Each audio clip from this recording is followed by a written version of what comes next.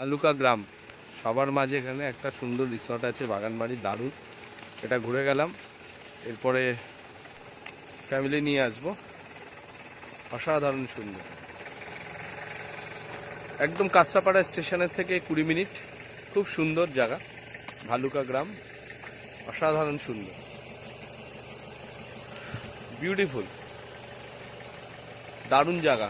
ভালুকা গ্রাম সবার মাঝে, কাঁচরাপাড়া স্টেশন থেকে ম্যাক্সিমাম 20 মিনিট।